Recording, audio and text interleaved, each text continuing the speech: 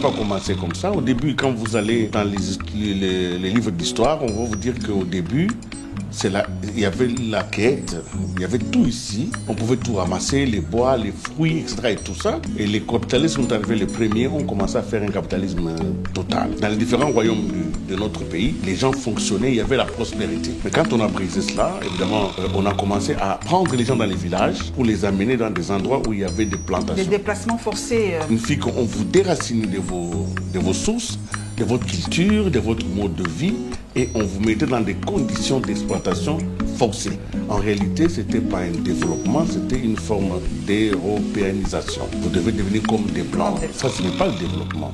Pour développer une sémence, elle doit se développer selon son genre et sa nature. Les tentatives pour pouvoir reprendre l'économie en main ont eu lieu.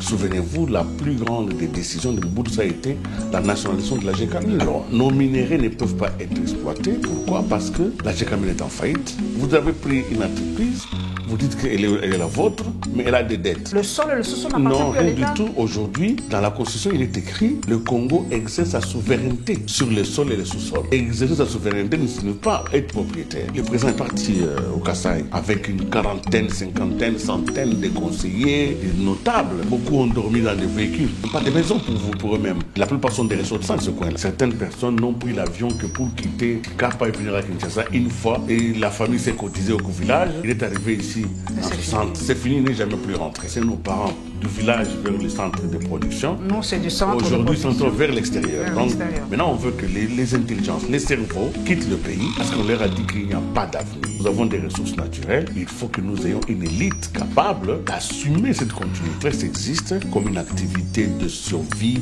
une activité de surface, mais en profondeur, il n'y a pas une économie de la presse.